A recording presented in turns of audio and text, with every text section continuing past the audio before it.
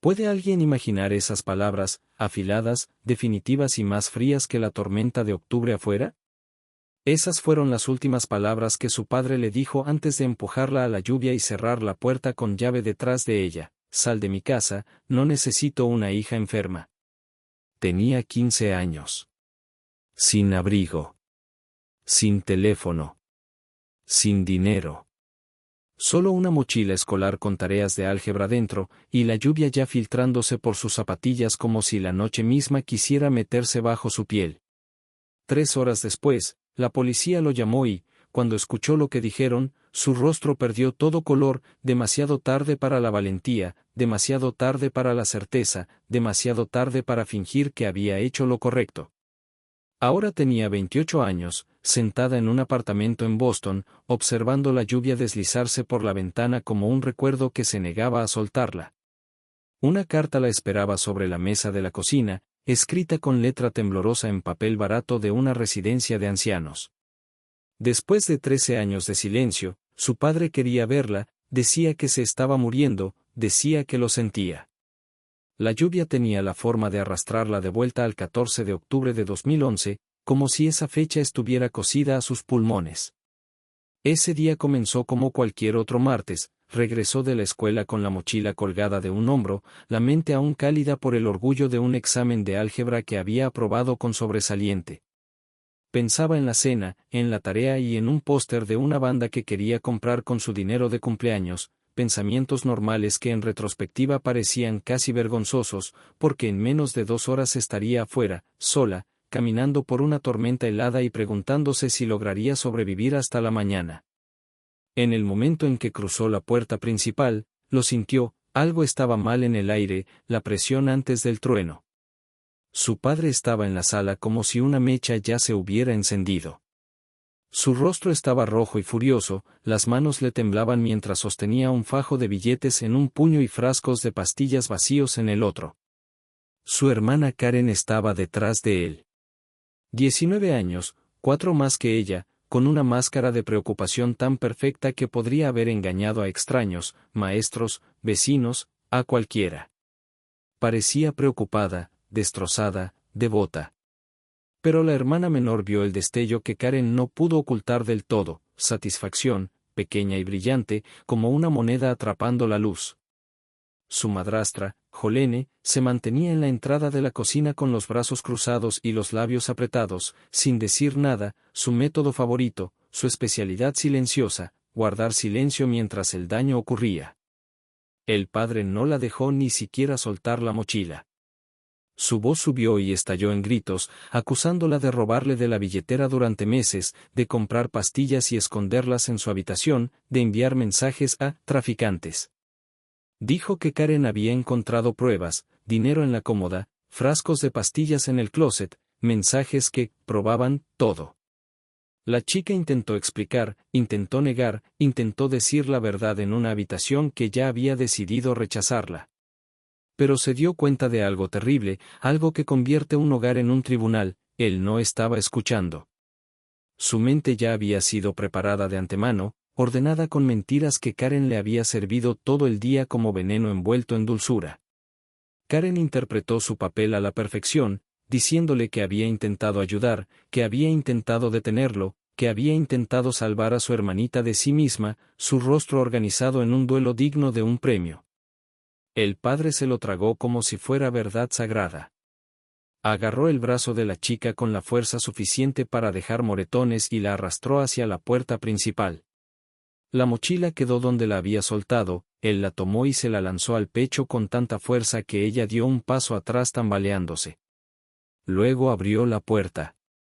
La lluvia caía en cortinas, el trueno retumbaba en algún lugar distante, la temperatura había bajado desde la mañana, como si el día también la hubiera traicionado. Él la miró directamente a los ojos y lo dijo otra vez, con una firmeza que se sentía como crueldad: sal de mi casa. No necesito una hija enferma. La empujó al porche. La puerta se cerró de golpe. El cerrojo hizo clic.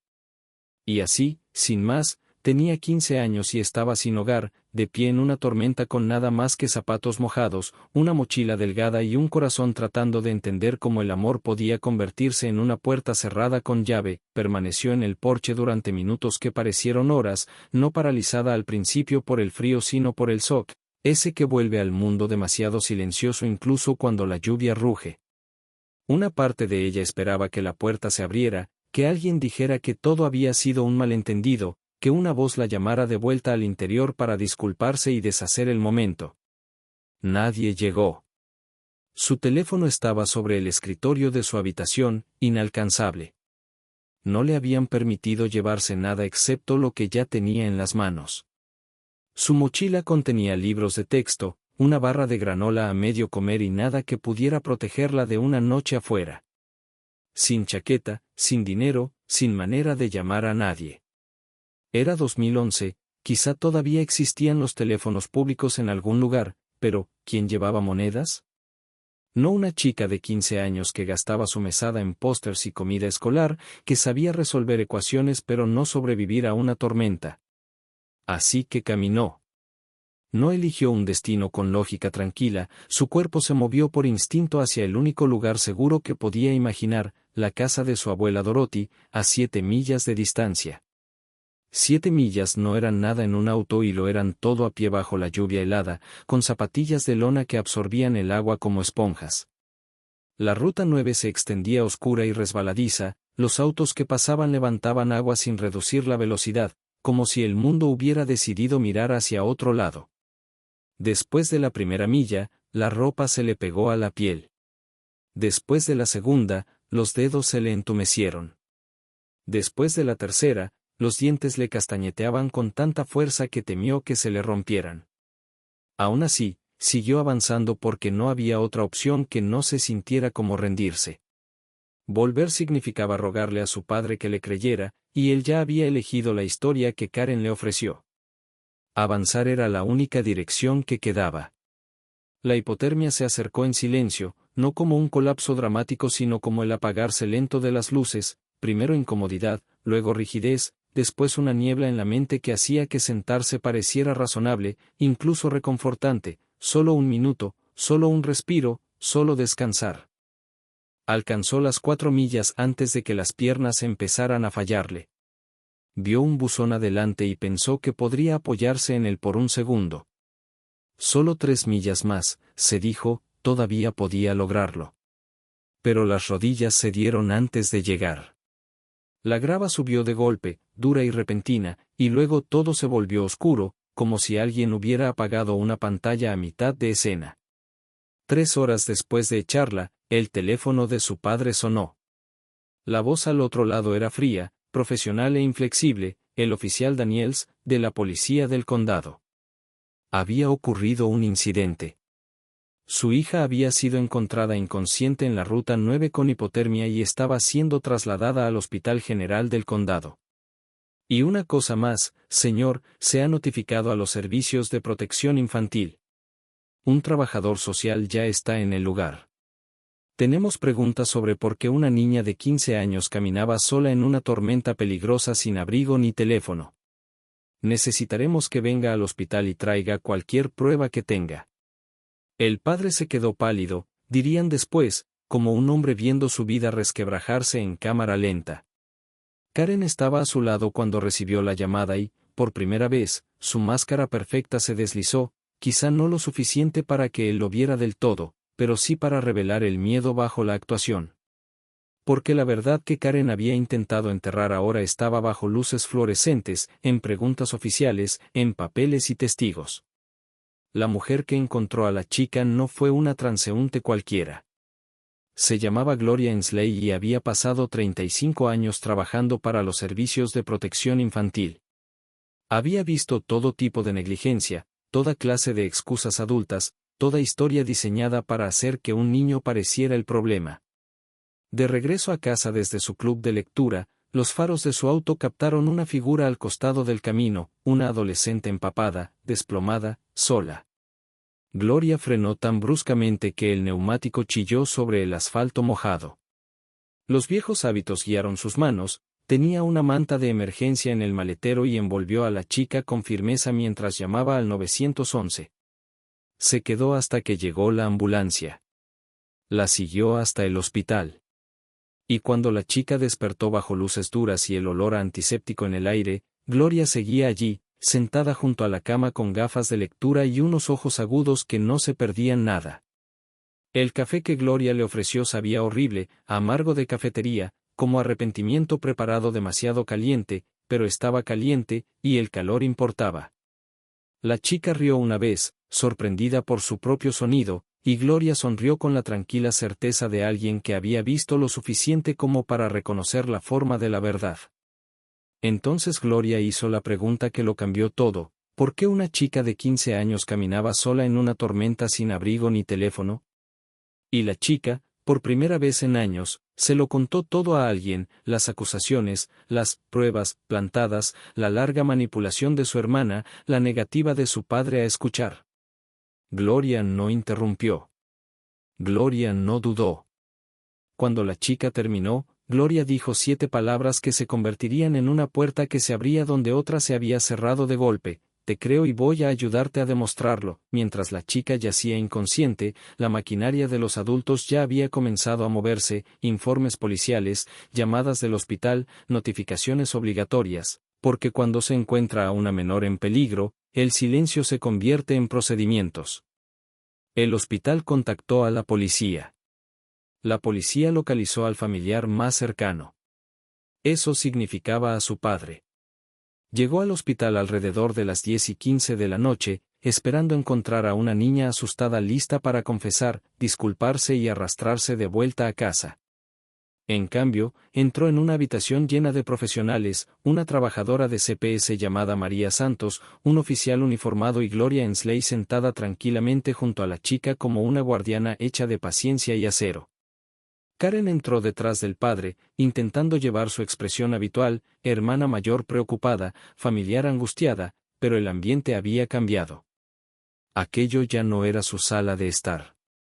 Allí, las preguntas importaban. Las líneas de tiempo importaban. El padre parecía sacudido, más molesto que arrepentido al principio, como si la noche se hubiera vuelto una inconveniencia. Karen intentó su guión conocido: la hermana menor estaba problemática, la mayor solo quería lo mejor, la familia intentaba ayudar. Pero María Santos no tenía los ojos de una vecina, tenía los ojos de alguien que había pasado décadas escuchando historias que no encajaban con los hechos. La actuación de Karen encendió alarmas. Entonces llegó la abuela. Dorothy Reeves era pequeña, alrededor de 1,57 m, y estaba llena de una determinación que hacía que la gente se apartara sin saber por qué. Vivía a 40 minutos y de algún modo llegó en 25. Sus tacones sensatos resonaron por el pasillo del hospital como puntuación marcando el final de las tonterías. Entró en la habitación y se colocó entre la chica y el padre como si su cuerpo fuera un escudo. Esa es mi nieta, anunció, clavando la mirada en el padre. ¿Qué ha hecho ahora este tonto? El padre intentó explicar, justificar, hablar de pastillas, dinero y pruebas. Dorothy escuchó medio minuto y luego levantó la mano, alto. Raymond, dijo, te conozco desde hace 15 años y nunca has sido la herramienta más afilada del cobertizo, pero este puede ser tu momento más estúpido.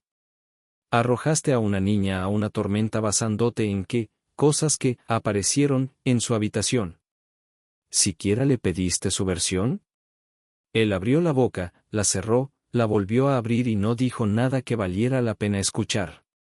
Dorothy asintió como confirmando lo que ya sabía. Esa noche, Dorothy fue a la guerra, no con gritos sino con acciones. Exigió custodia de emergencia. Llamó a un juez de familia al que pudo contactar. Los hechos fueron presentados por la trabajadora social del hospital: una menor expulsada a condiciones climáticas peligrosas, ningún intento de verificar acusaciones, sin abrigo, sin teléfono, la niña encontrada inconsciente con hipotermia en fase inicial. A las 12:30 de la mañana, se concedió la tutela temporal de emergencia a Dorothy Reeves, con efecto inmediato. Se ordenó al padre no tener contacto hasta completar una investigación. CPS entrevistaría a todos, a la chica, a Karen, al padre y a Jolene. Y CPS examinaría de cerca las supuestas pruebas. Mientras Dorothy guiaba a la chica hacia un viejo Buick, le acomodó mantas con manos que no temblaban.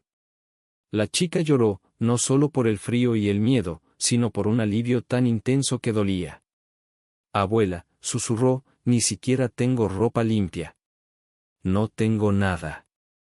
Dorothy le palmeó la mano y respondió con una ternura feroz que reescribió el significado de hogar: cariño, tienes conmigo, y yo tengo una tarjeta de tarjeta. Mañana vamos de compras. Esta noche comes sopa y duermes en una cama de la que nadie te va a echar jamás. En la casa de Dorothy, las reglas eran simples y firmes: desayuno a las 8, tarea antes de la televisión y absolutamente ninguna tontería antes de la segunda taza de café. No era lujosa, pero era segura. Y la seguridad, se dio cuenta la chica, era un tipo de riqueza en sí misma. 2 semanas después, María Santos llamó a Dorothy y le dijo que quizá quisiera sentarse. Las pruebas no cuadraban. Las líneas de tiempo se rompían. Y había grabaciones de seguridad que contaban una historia muy diferente. El dinero, los $800 encontrados en la cómoda de la chica, provenía de una sola retirada en un cajero automático el 14 de octubre, el mismo día en que fue expulsada.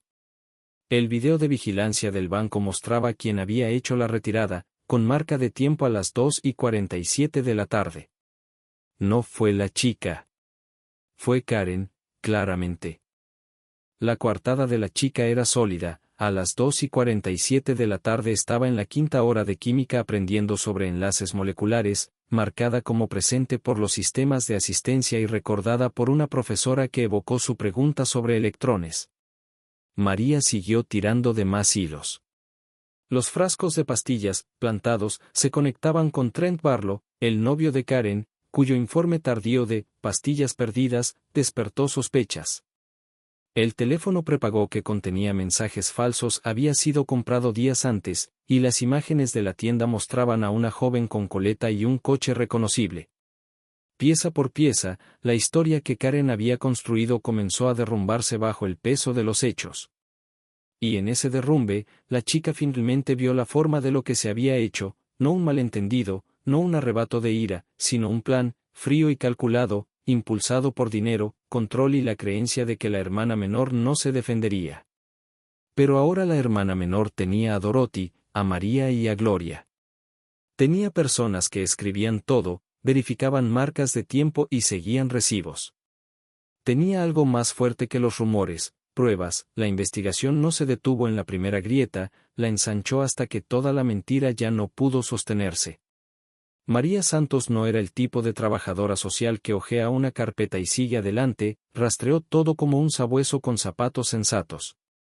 Solicitó registros bancarios e imágenes de cheques, comparó firmas, emparejó fechas, contó patrones y repitió la misma pregunta una y otra vez hasta que la respuesta no tuvo dónde esconderse. ¿Quién se beneficiaba?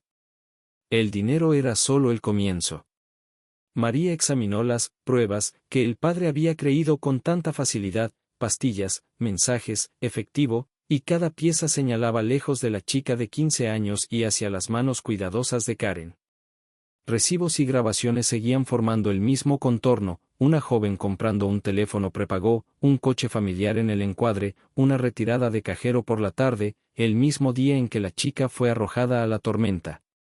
La línea de tiempo no solo fallaba, delataba a Karen. Y entonces apareció una fealdad más profunda, de esas que no caben en una sola noche dramática. María comenzó a revisar las finanzas familiares a lo largo de 2 años, no de un solo día, y lo que encontró convirtió esos $800 en una broma pequeña y cruel. Se habían emitido cheques a nombre del padre, cantidades que empezaron como susurros: 50 aquí, 100 allá, y luego crecieron hasta sumar algo pesado. La firma se parecía, pero no del todo, como alguien copiando un rostro de memoria. Esos cheques fluían hacia cuentas conectadas con Trent Barlow y sus emprendimientos, el mismo novio que siempre tenía planes pero nunca trabajo estable.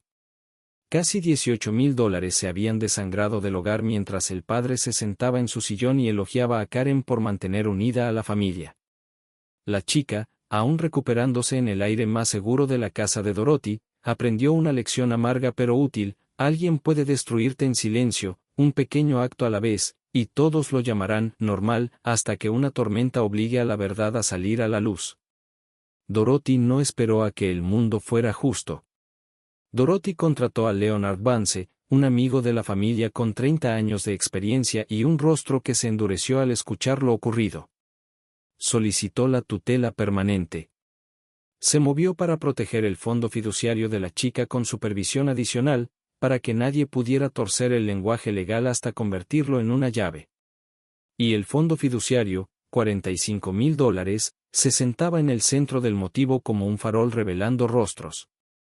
La madre había creado fondos iguales para ambas hijas, accesibles a los 18, un regalo final destinado a darles estabilidad al comenzar la adultez. Karen recibió el suyo a los 18 y lo quemó en 11 meses: auto deportivo, ropa cara, regalos para Trent, la ilusión de una vida que desde lejos parecía exitosa. Para 2011 estaba en bancarrota, y los $45,000 intactos de la chica se convirtieron en un premio que Karen no podía dejar de ver. El fideicomiso de la madre tenía una cláusula pensada para proteger: si una hija era declarada legalmente incompetente o institucionalizada antes de los 21 años, su parte sería administrada por un tutor. Karen y Trent vieron una puerta en esa cláusula. Si la hermana menor podía ser etiquetada como no saludable, si podía ser forzada a un lugar donde su voz no importara, entonces Karen podría presentarse como la guardiana responsable, la hermana devota, la que solo quería lo mejor, y detrás de esa máscara, alcanzar el dinero. Ese era el plan oculto bajo las lágrimas. Por eso las mentiras estaban tan cuidadosamente ensayadas. Por eso el padre estaba preparado para estallar en el momento en que la chica cruzó la puerta. Vivir con Dorothy se sintió como aprender a respirar de nuevo con ambos pulmones. Dorothy la inscribió en una nueva escuela donde nadie había oído las historias de Karen. La chica hizo amigos que se reían con ella y no de ella. Vio a una consejera, no porque estuviera rota, sino porque había sido doblada durante años y necesitaba ayuda para desplegarse. Las cenas de Dorothy a las 6 eran innegociables: pastel de carne, sopa, guisos, porque Dorothy creía que el caos podía esperar hasta después de un plato lleno. Mientras tanto, la casa del padre se agrietaba desde dentro. Llegaban preguntas. La gente miraba distinto. El silencio de Jolene dejó de parecer neutral y empezó a verse como complicidad. La furia de Karen se afiló, no porque se sintiera culpable, sino porque se sentía acorralada. Culpó a la investigadora, culpó a las cámaras del banco, culpó a los malentendidos, culpó a todos excepto a la persona del espejo. Leonard Vance siguió apilando hechos como ladrillos. Gloria Ensley dio declaraciones. Los profesores confirmaron la presencia de la chica en la escuela. Vecinos mencionaron el ir y venir del coche de Karen a horas extrañas. Incluso algunos antiguos amigos de Karen dieron un paso al frente, porque resultó que Karen había estado practicando el engaño mucho antes de elegir a su hermana como objetivo. Y entonces, justo cuando la audiencia del Tribunal de Familia parecía que sería el mayor escenario, se abrió otra puerta, lejos, en otro estado, porque Trent Barlow fue arrestado por graves cargos financieros vinculados a estafas y dinero robado. Cuando los fiscales le ofrecieron la oportunidad de reducir su condena diciendo la verdad, Trent no dudó. La lealtad nunca fue una de sus inversiones. Escribió una larga declaración confirmando lo que las pruebas ya sugerían: el plan para incriminar a la hermana menor había sido idea de Karen. El robo al padre llevaba tiempo ocurriendo. Las pruebas habían sido plantadas. El objetivo era simple: eliminar al chivo expiatorio, obtener acceso al fondo fiduciario y mantener al padre mirando hacia otro lado. Una línea de esa confesión se quedó clavada como una astilla: Karen dijo que su hermana era una don nadie que no se defendería. La chica, sentada a la mesa de Dorothy con documentos en una carpeta y calor entre las manos, comprendió algo feroz y silencioso. Karen estaba equivocada. marzo de 2012 llegó como una prueba que la chica nunca pidió rendir. Para entonces llevaba meses viviendo con Dorothy y había recuperado fuerzas de maneras pequeñas y cotidianas, comidas regulares, sueño constante, amigos que no venían con condiciones. Aún así, entrar en la sala del tribunal la hizo sentirse otra vez de 15 años, pequeña, alerta, preparándose para el impacto. Dorothy le apretó la mano. Leonard Vance estaba listo con archivos y hechos. Gloria Ensley se sentaba en la galería, tranquila como un faro. La audiencia se suponía que tratara sobre la tutela, papeleo, custodia, apoyo, pero creció hasta convertirse en algo mayor porque la verdad se había vuelto demasiado grande para un fallo silencioso. Con la confesión de Trent y la investigación de María, había cargos penales en el aire. Karen se sentó al otro lado con un defensor público al que apenas conocía. La hija dorada parecía ahora más pálida, más pequeña, como si el foco hubiera devorado el brillo de su disfraz. El padre estaba sentado solo, el rostro desgastado por consecuencias que nunca imaginó, porque había confundido la comodidad con la verdad.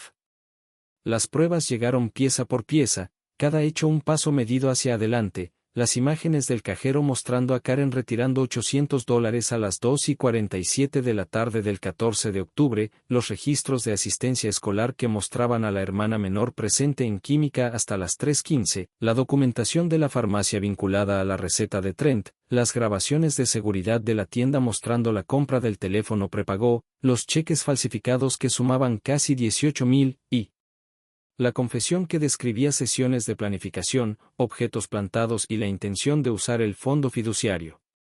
Karen intentó mantener el gesto firme, intentó parecer confundida y cuidadosa, intentó hablar con el mismo tono suave que usaba cuando quería que los adultos asintieran. Pero un tribunal no es una sala de estar. Los guiones no sobreviven a los hechos. Cuando le preguntaron directamente por la foto del cajero, sus palabras se trabaron. Cuando le preguntaron por qué nunca mencionó la retirada mientras acusaba a su hermana de robar esa misma cantidad, solo tuvo silencio. Las excusas sonaron débiles, incluso para ella. Llamaron a declarar a Jolene, y la mujer que había pasado años sin decir nada finalmente tuvo que hablar. Su voz salió pequeña, casi avergonzada, cuando admitió que Karen había entrado esa mañana en la habitación de la hermana menor, supuestamente por una goma para el cabello, y había salido con las manos vacías. Luego Jolene reveló algo peor. 2 días antes había escuchado a Karen hablar por teléfono con Trent diciendo, todo está en su lugar, seguido de una risa que no correspondía a una hermana amorosa. La sala quedó inmóvil, como ocurre cuando la gente se da cuenta de que una línea se cruzó a propósito. El padre declaró después, y la chica sintió un destello de algo complicado, ira, incredulidad, quizá incluso lástima, porque él no era un monstruo en el sentido dramático. Era algo más común y más peligroso, negligente, emocionalmente ausente, ansioso por creer a la persona que lo hacía sentir que no estaba fallando. Admitió que nunca revisó los registros bancarios, que nunca cuestionó la aparición repentina de las pruebas, que nunca pidió la versión de la hija menor. Dijo que confió en Karen porque era la primogénita, porque había sido responsable, porque le gustaba la historia en la que no tenía que hacer el trabajo difícil de ser padre. La jueza, Patricia Morrison, había visto muchas familias rotas, pero sus palabras cayeron con una claridad cortante que no dejó donde esconderse. La confianza, dijo, no es una excusa para la negligencia. Expulsar a una menor a un clima peligroso basándose en acusaciones no verificadas es abandono. Elegir a una hija sobre otra sin pruebas es un fracaso. Las resoluciones cayeron como puertas cerrándose. A Dorothy se le concedió la tutela permanente. El padre perdió los derechos de tutela y se le ordenó contribuir a la terapia y a los gastos educativos. Karen enfrentó consecuencias graves, restricciones legales, supervisión judicial, restitución, junto con una orden permanente que le prohibía cualquier contacto con la hermana menor. La corona de la hija dorada había desaparecido, en su lugar quedó un expediente que la seguiría, una historia escrita no por chismes sino por documentos judiciales. Cuando terminó la audiencia, el padre intentó acercarse a la chica, como si las palabras pudieran deshacer una tormenta de meses atrás. Dorothy se colocó entre ellos sin reducir el paso. No puedes tocarla, decía su postura, aunque su boca no necesitara repetirlo. La chica salió a la luz del día, que se sentía extraña en su calidez. Marzo puede ser cruel o amable, ese día fue amable. El sol estaba en el cielo como una promesa. La chica no miró atrás. No porque no tuviera miedo, sino porque finalmente había aprendido que sobrevivir a veces significa negarse a regresar al lugar que te rompió. Pasaron los años y la chica se convirtió en una mujer que construyó su vida con sus propias manos. Avanzó de la misma forma en que una vez caminó por la Ruta 9, un paso a la vez, solo que ahora el camino ya no estaba resbaladizo por la lluvia ni vacío, estaba lleno de decisiones, esfuerzo y personas que demostraron que el amor podía ser constante. Terminó en Boston, en un apartamento con ventanas que captaban la luz de la mañana y una vista que le recordaba que se había elegido a sí misma. Ascendió en una empresa tecnológica hasta convertirse en directora de marketing, cada promoción una respuesta silenciosa a la mentira de que ella era un problema. Se enamoró de un hombre llamado Colin, un enfermero pediátrico cuya bondad no era una actuación, era practicada, diaria, real. Se conocieron en un evento benéfico, él derramó vino sobre su vestido, se disculpó demasiado, la hizo reír de todos modos, y la risa se convirtió en el puente entre ellos. Se comprometieron. La vida se volvió genuinamente buena, segura, luminosa, ordinaria en el mejor sentido. Luego, en octubre de 2024, llegó una carta a la casa de Dorothy. Dorothy era mayor ahora, tan aguda como siempre, aún viviendo según sus reglas, desayuno a las 8, responsabilidades antes que distracciones, nada de tonterías antes del café. Su voz por teléfono era cuidadosa, neutral, de esa manera que adoptaba cuando quería que la mujer más joven eligiera libremente. El sobre era simple, el papel barato, la letra temblorosa. La dirección de retorno pertenecía a Maple Grove Care Center, una residencia de ancianos a una hora de donde la chica había crecido. La mujer la abrió en la mesa de la cocina de Dorothy, con el café enfriándose entre sus manos mientras la luz del día se desplazaba sobre la superficie como el propio paso del tiempo. La carta decía que el padre había sufrido un derrame cerebral, decía que Jolene se había ido, decía que la casa había sido vendida, decía que no quedaba nada de la vida que él creía tener. Decía que Karen había intentado visitarlo y que él se negó a verla. Decía que quería disculparse con la hija menor antes de morir. Pedía una visita, una oportunidad. La mujer se quedó muy quieta después de leerla, como hacen las personas cuando la memoria intenta subirse al regazo sin ser invitada. 13 años de silencio pueden convertirse en un muro tan familiar que romperlo se siente como un riesgo. Ella no le debía nada. Lo sabía. Y aún así pensó en su madre, en la persona que podría haber sido si el cáncer no hubiera robado los domingos de panqueques y de trenzar el cabello. Pensó en los ciclos, en cómo se repiten cuando nadie decide terminarlos. Decidió ir, no como un regalo para él, sino como un cierre que podía darse a sí misma. La residencia olía a desinfectante y a finales. Las luces fluorescentes zumbaban sobre su cabeza, demasiado brillantes y demasiado cansadas al mismo tiempo. Su habitación era pequeña, una cama, una ventana, un televisor reproduciendo algo que nadie parecía estar viendo. Él se veía mayor que su edad, más pequeño que en sus recuerdos, como si el derrame lo hubiera plegado hacia adentro. Cuando ella entró, él lloró. Durante un largo momento no pudo hablar, las lágrimas corrían por su rostro mientras ella permanecía junto a la puerta, sin saber si había entrado en el capítulo equivocado. Luego encontró palabras en fragmentos, disculpándose una y otra vez, repitiéndose porque su mente ya no podía sostener la frase en una sola línea clara. Dijo que había sido ciego. Dijo que había sido cruel. Dijo que perderla fue lo peor que había hecho. Dijo que pensaba en aquella noche de octubre cada vez que llovía. Ella lo dejó hablar. No lo interrumpió. Tampoco lo consoló. Cuando sus disculpas se desaceleraron, ella dijo lo que había ido a decir con una voz que no tembló, lo perdonaba. El alivio se abrió paso en su rostro como el amanecer. pero no permitió que él malinterpretara el significado. El perdón, explicó, no era olvidar. Era negarse a seguir cargando la ira como una cadena. Le recordó la verdad, la arrojó a una tormenta porque creerle a Karen era más fácil que ser padre de la hija que lo necesitaba. Eligió la mentira cómoda. Le dijo que había construido su vida sin él, universidad, carrera, amor, estabilidad, y que era feliz. Pero él tendría que vivir con lo que hizo, porque esa carga ya no le pertenecía a ella. Él asintió, con lágrimas aún cayendo, y susurró que lo sabía. Ella se quedó 20 minutos más, hablando solo de cosas seguras y superficiales, su trabajo, su apartamento, Colin, porque los temas profundos ya habían sido explotados hasta el agotamiento. Al irse, una enfermera la detuvo y confirmó algo que le cayó de forma extraña en el pecho. Karen había ido la semana anterior y él se negó a verla, lo suficientemente alterado como para ordenarle que se fuera.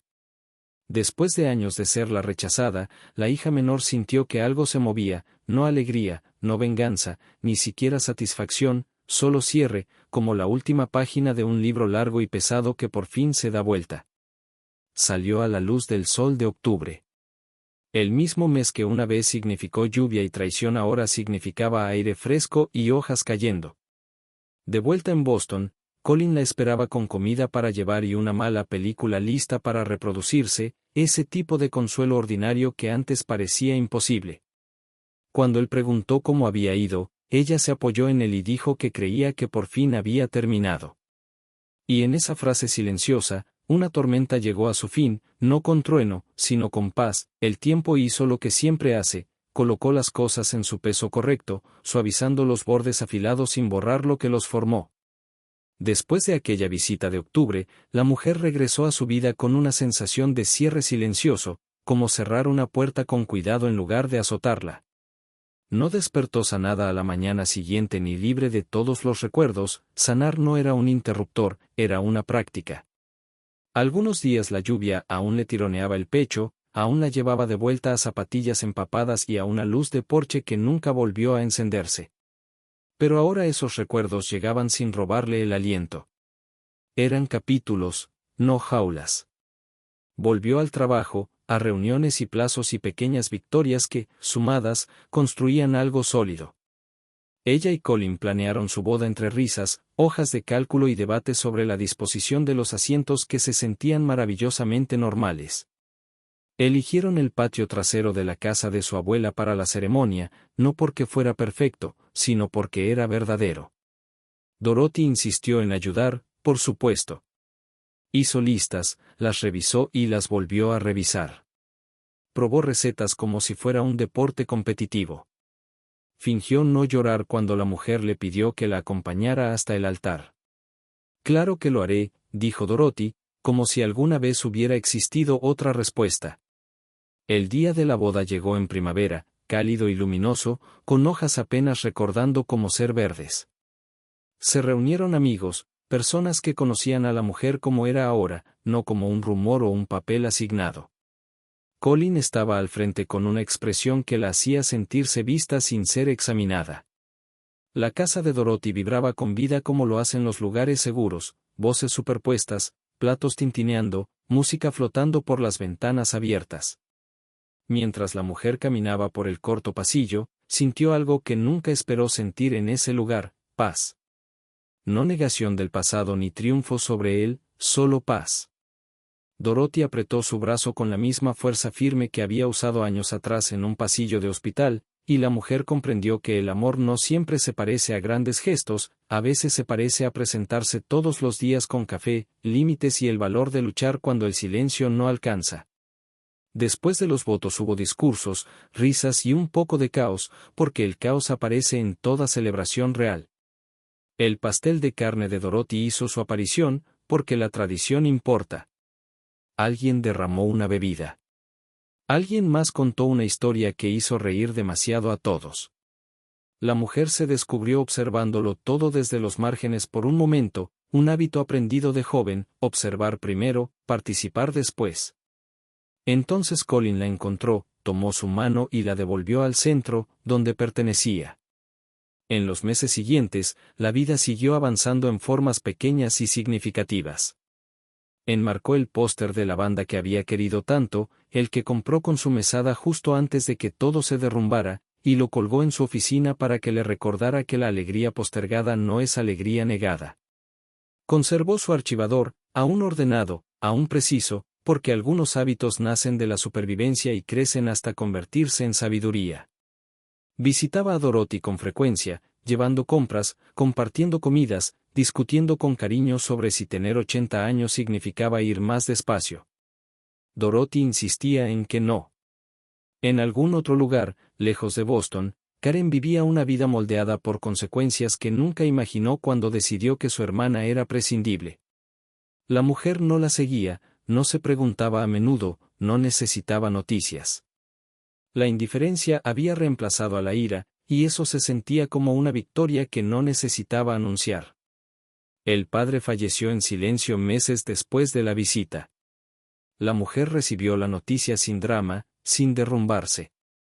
Se sentó con ella, reconoció la tristeza que pertenecía a la idea de un padre más que a la realidad de él, y la dejó pasar. Aprendió que el duelo puede existir sin arrastrarte hacia abajo. En el aniversario de aquella noche de octubre, dio un paseo junto al puerto mientras la lluvia amenazaba pero nunca terminaba de llegar. Respiró el aire salado y observó el movimiento del agua, constante, paciente, imparable. Pensó en las tormentas y en cómo no siempre destruyen, a veces redirigen. A veces te obligan a un camino que nunca habrías elegido, uno que te conduce hacia las personas que te eligen de vuelta. Volvió a casa con Colin, a una cocina llena del olor de la cena, a una vida que se sentía ganada y honesta. Sabía ahora que haber sido expulsada no la había definido. Sobrevivir sí. Elegirse a sí misma también. Y amar, por fin, sin miedo a que la puerta se cierre con llave detrás de ella, ese era el final que llevaba adelante, no como una conclusión, sino como un comienzo que seguía viviendo cada día.